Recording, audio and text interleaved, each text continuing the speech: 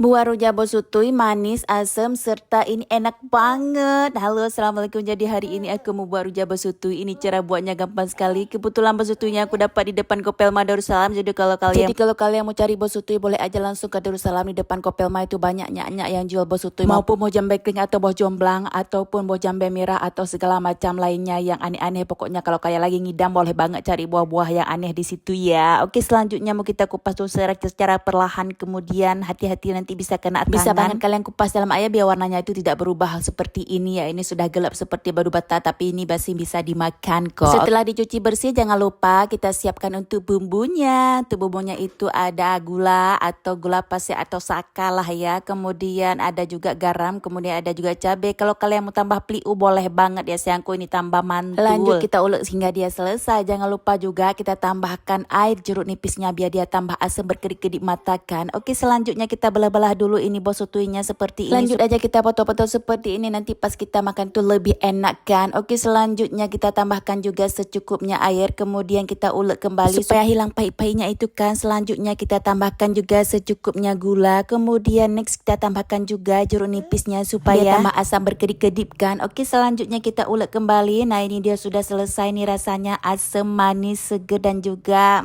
pokoknya enak banget, disusah dijelaskan dengan kata-kata. Buat ibu hamil, anak kos boleh banget coba ya resep yang satu ini ya. Terima kasih sudah menonton videonya. Salam sayang.